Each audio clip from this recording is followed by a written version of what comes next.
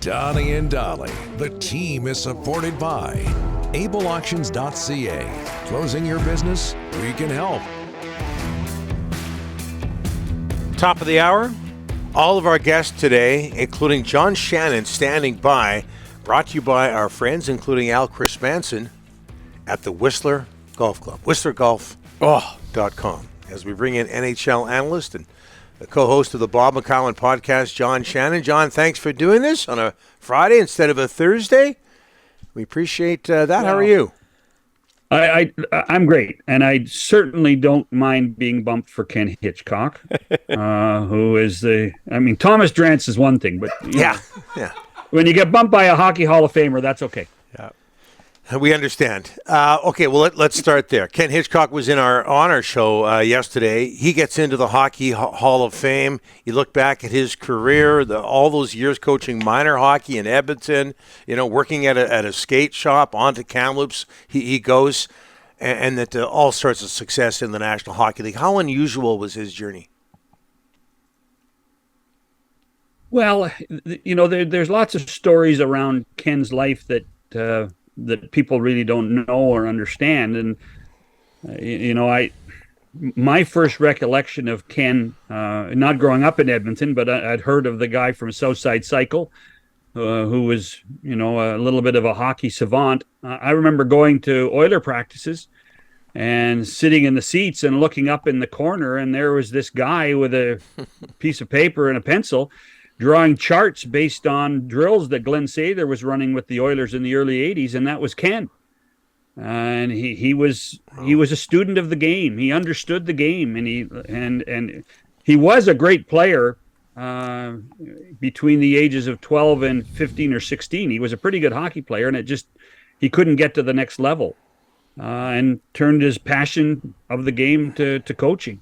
Those years in Kamloops, and look at the players that came out of Kamloops in Ken's time. Mm-hmm. And let's also remember, if memory serves me, when he got moved into the NHL, I don't think he didn't come as a coach first, did he? I think he came as an assistant general manager to Philadelphia. Yep. Mm-hmm. But he got his foot in the door. And that was his tenaciousness of getting his foot in the door. And then all of a sudden he became, with some hard work in places like Kalamazoo, Michigan, became one of the great coaches of the modern era, really, and deservedly so gets put into the Hockey Hall of Fame. Yeah, I love seeing video, and there are some videos out there of Ken Hitchcock talking strategy at the Olympics, and the people who are paying the most attention to him are Pat Quinn and Mike Babcock. They looked up to him in a way. There was a true bond, certainly between those two guys and Ken. And I remember, particularly in Salt Lake City, where Canada won that first gold in 50. Yeah. That Pat did rely on Hitch's ability to communicate the structure of the game that they wanted to play. Pat was a CEO. Pat was the chairman of the board. Mm-hmm. And in many ways, Ken Hitchcock in a situation like that was the chief operating officer. Yeah, it was a good mix. Okay, so Ken Hitchcock gets into the Hall of Fame. Alex McGillney doesn't. How come? No. Well, I'm not asking a rhetorical question. Do you know he was nominated? I have no idea. No. I think that's part of the issue. I think that's part of the issue. There's not enough transparency, and there's not enough understanding of how this process works. I have no issue with the voting. I have no issue with it's a committee of 18 people, experts, people that I trust. Most of them I know very well. But we do not have in hockey, and I think the Hockey Hall of Fame is a public trust. Mm-hmm. I think it's important to all of us in the game and fans of the game. It is a public trust. I think it's incumbent that they explain how the voting occurs, how the eligibility occurs, how the nominations occur, so that we can understand it better, so that when we do have a great day like Wednesday, where 7 people, including Hitch, get the announcement, that we're not ripping the crap out of people for what was wrong. Because what we should be doing today is celebrating 7 people. That's what we should be doing. We shouldn't be saying, well, this guy didn't get in, this guy didn't get in, this guy didn't get in, and we don't even know if they were nominated. Yeah. There needs to be a better way to communicate that with the public, particularly in the day of social media, Donnie. There is the Russian issue with McGillney. Does he deserve to be in, John? Oh, absolutely. He's the Russian issue is a double-edged sword. There's the Russians today, but remember, his defection was a story unto itself, and how important he was to the city of Buffalo and the way he played the game. My best comparison for Alexander Mogilny as a player is Joe Nieuwendyk.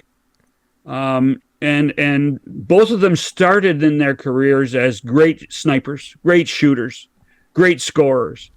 And in order for them to extend their careers, they learned how to play the 200-foot game. Nieuwendyk and Mogilny both went from being offensive icons to great 200-feet players and Stanley Cup champions. And in Joe's case, Olympic champion. I think that Alexander Mogilny was one of the smartest players I ever saw play the game. His skill was unbelievable, and I don't get upset very often about these kind of things, but it's a travesty that he's not in the Hockey Hall of Fame. John, Gary Bettman told reporters at the Board of Governors meetings yesterday that special jerseys of any kind no longer will be worn in the pregame warm-ups. Your thoughts? They're throwing the baby out with the bathwater. Let's face it. This is a reflection of the controversy that occurred around the LGBTQ scenario with Provorov and with the Stahl boys and James Reimer.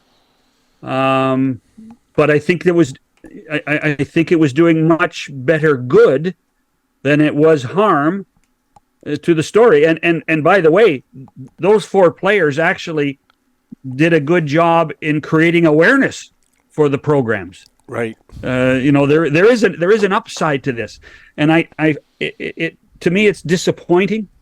Do I think there were too many of those types of sweaters? Yeah, I do.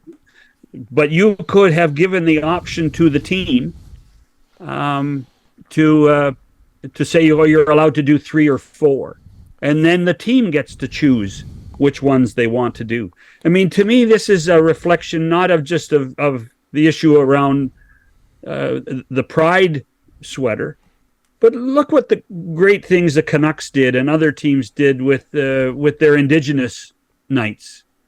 And look how glorious those sweaters were when the players put them on and fans could buy them and wear them. And that's gone by the wayside now too. It's not right. I'm actually hoping there's enough of a pushback, and I truly think that the 7 Canadian owners, particularly when it comes to the Indigenous, should be pushing back and saying, no, Gary, we need to do a few of these nights. This is important to us. This is important to our communities and to the game of hockey in our communities, and we should be doing it. John, the Canucks have cap space, July 1st. In the past, it's not always good when they have cap space on July 1st. They're still paying the price for Eriksson, Beagle, and Roussel. Do you expect – I think Jim Rutherford's got to be still there's a trade front, there's July 1st, there's the draft. I mean, there could be some fireworks here in the next, 10, 12, 14 days. I had a 16-year-old son once, and I gave him $20, and I told him don't spend it all on the first day. And he did. And he did. And then he said, Dad, I need about $3 more. Can you give me $3 more? Just don't. They have worked hard to get through this. I'm sure that the arguments about the Ekman-Larsson buyout were hot and heavy internally. They have put themselves in a really good spot for the time being. It may be different by Thursday, but I would hope that they're going to take their time and try to address some of the issues I think that Rick Tocchet has probably brought up to them, saying how he wants to coach and how he wants the team to play the game. So yes, there could still be more fireworks, but let's not expect and hope that on the 2nd of July we're saying that the Canucks are back at the threshold. Yeah. Okay, back to the Hall of Fame for a second, John. It was goalie day. 3 goalies get into the Hall of Fame. Barrasso, Vernon, Lundqvist. Which one of those 3 you taking? If you're starting a team in their prime. Oh, well, I mean, tell you what, Tom Barrasso does not get the credit for being the great goalie that he was. Remember, this is a guy that won the Vezina and the Calder at the age of 18. When was the last time? I mean, you can count on one hand how many 18-year-old goalies were great. And Tom Barrasso was great, and he was great for a long time. I would probably take Tom Barrasso if I didn't have to talk to him. Because Tommy was an irascible guy. Tommy was a pain in the ass. Yeah. He was an irascible guy. Yeah. But, boy, he could stop the puck, and he was smart. Yeah. And to me, I would, and I don't want a phone call from Mike Vernon, but I would take Tom Barrasso. A rare lefty as well. So he's got my vote. Hey, John, thanks for this. Appreciate it. It'll be Thursday next week unless Thomas Drance wants your spot. So just so you know. Okay? Well, try to get a Hall of Famer at least. Yeah. Working on it. In Thomas's mind, he is a Hall of Famer. But he's not. I'm glad you said that, not me. Have a good weekend, boys. Okay, we'll let you go. Thanks, John. You too. Have a great weekend. John Shannon, NHL analyst, co-host of the Bob McCown podcast.